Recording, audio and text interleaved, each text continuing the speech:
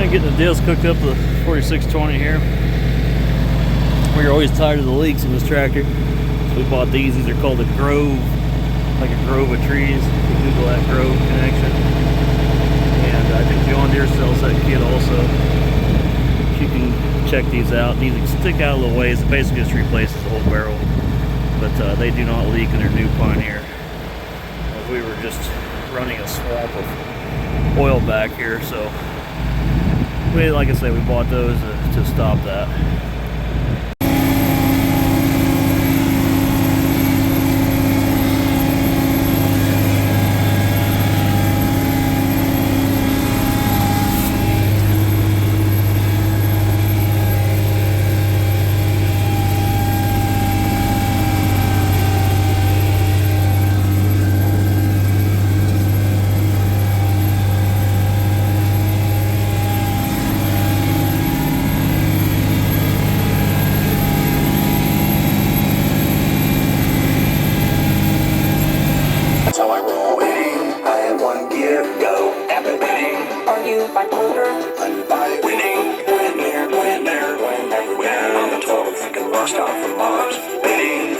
It sure is fun to antagonize a certain group of assholes. I'll call the latest group quarter fenders.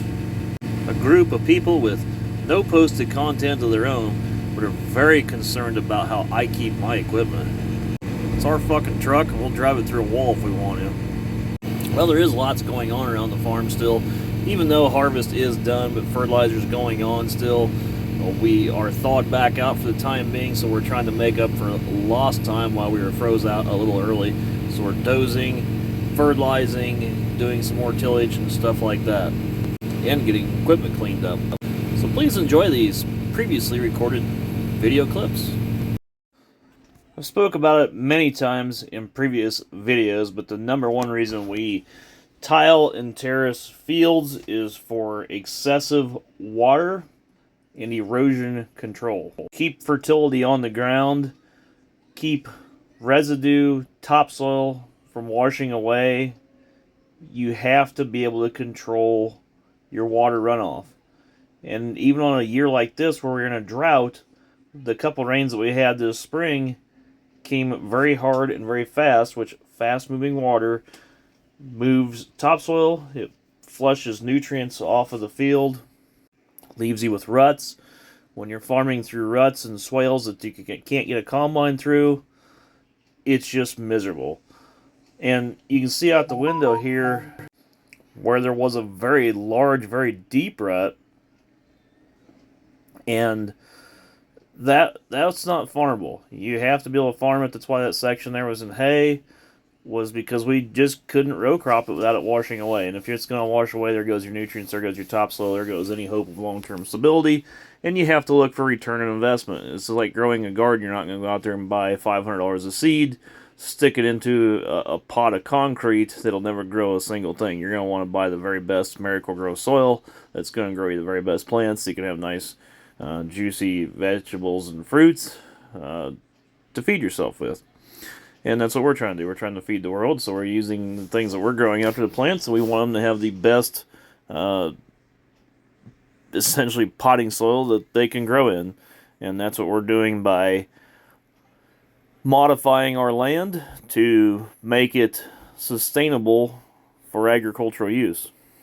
And my long-term goal with our farm was to get some things fixed up, and that first came from getting some machinery to use.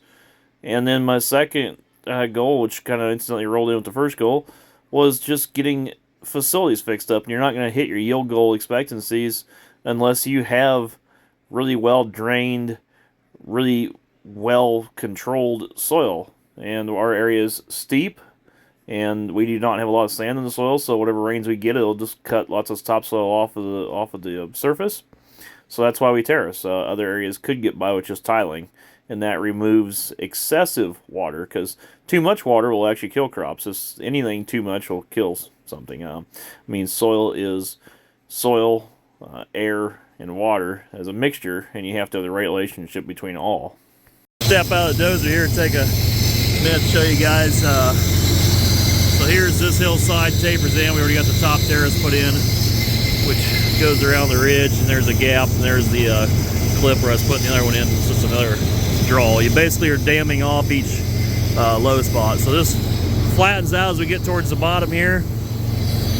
As this hillside went around, right in front of the dozer here is where the original fence row that 40-acre homesteads went through. So there's just a big drop there. So we're actually cutting that off, squaring that out. It gets a little steep, but when we get done, it'll have a real nice natural contour farmability to it.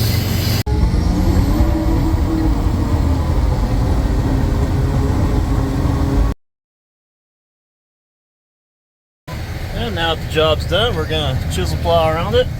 Chisel plow will kind of rough up the surface into chisel plow marks, but it's smoothing everything out too. So all these little lumps and clumps, everything just gets nice and flat. Coming through the spring with a mulch finisher, and it'll be like butter.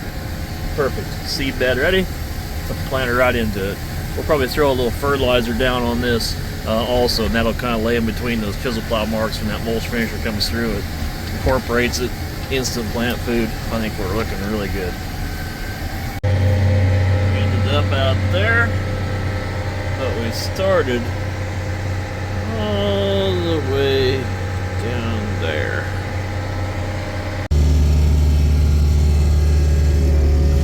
And we're fixing tile holes. There's the old broken clay down there. They either suck dirt like a vacuum, or they'll blow water up and out of the ground and create a hole. Depends on whether it's a seep line or a main line or how the system was structured. But they get old, they get weak, things happen to them. A lot of times they get hit by when new systems go in. And I mean, some of this stuff was not this one, but some of this stuff was hand dug back in the day. So we're just getting everything fixed. This is an IHI 80, about 17,500 pounds, maybe 18,000, depending on the configuration. With a really obnoxious beeper that you cannot shut off, or at least I haven't found the button for it. On the newer one that we had last summer, you could. Not this one. And it leaves a few creature comforts to be desired, in my opinion. I wanted to try a machine in this size category, as I felt the 55 size machine was too small. You can see where we're renting it from right there, same place as last summer on the video named Tiling. Good place to rent equipment from. I like this little bit bigger machine better, and if you're curious as to how they size these, it's metric tons.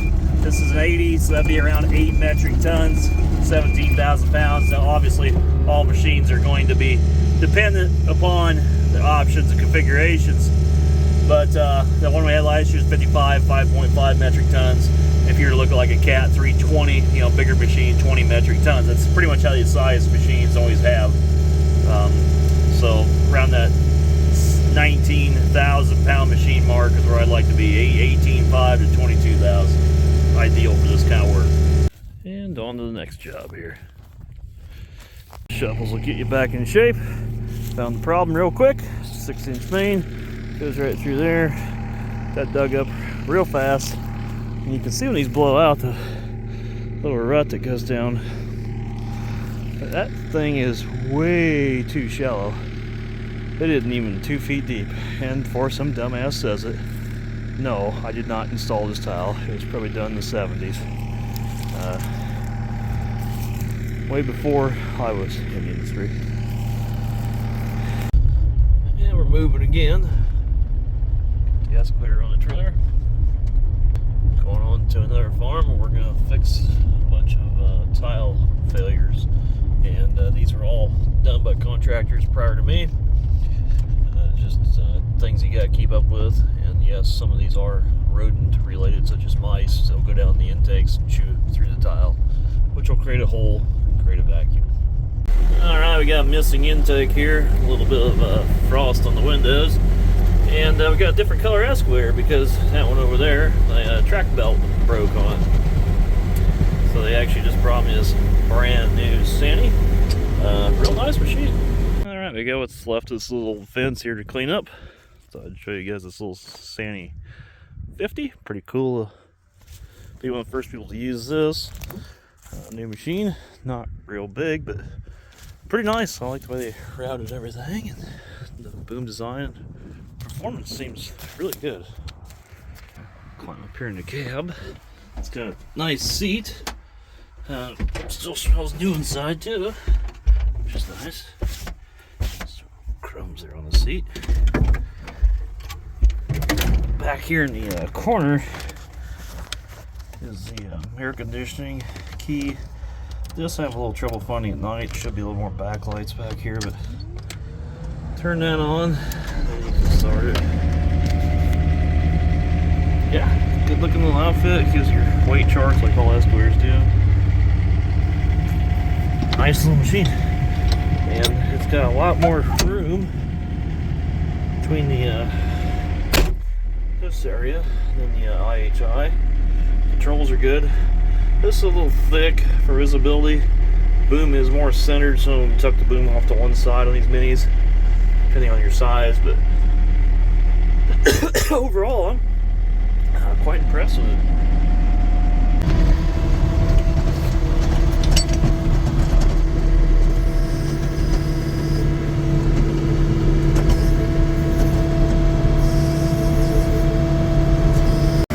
Quick update here on the 6420. If you caught this tractor in previous videos, new hood on, but you go through, put new motor mounts in it and everything. Got the roof line all buffed out, and the fenders are rotted through. Got new fenders on it. It never had the mirror options, but we did put the mirror on it. Got the loader mounts on, and I'm going to be putting decals on here in a minute. Still needs the wheels painted, but probably wait on that. Definitely needs some new front tires. Front axle rebuilt. And as you can see, the major difference. So I gotta get these redone. So we're working on it. It is coming along nicely. Compared to where it started, the interior looks good, but it's bare in here. So we are getting ready right now to actually get a new headliner in. Got new door seals on. Everything jazzed up there. New control handles, and I did get the seat put in there, which is a real Bearcat to boot. Now the original seat was in poor shape, and it was actually cheaper to buy the replacement seat as a whole than it was to replace or redo the factory seat. Now this seat here is a nice seat. It's identical to the 6120M that we have. So these cabs are very likely to be pretty much a similar shell, different interior of course. But this is a 6120M seat. That's the replacement sub number. It's a nice seat. I don't like things that aren't factory. I like the original factory stripes better. But when you're looking at $2,000 for a complete seat, or literally like $3,000 in parts for the other seat, because the suspension is bad, the cushions are bad, the air pump is bad, it was a no-brainer just to go ahead and buy the new seat. It's pretty nice. Coming along well. It is coming along nicely, and you guys will have to stay tuned for some unveiling or more videos about the tractor. And yes, we did get all of the tile repairs made. No, none of the tile that was worked on was done by me. All installed years ago. It was all repairs that were needed to be done or updates that needed to be performed on our farm. And yes, I really like the Sani, although this 50 size machine's a little small, but I would take it. So thanks for watching. More videos coming up.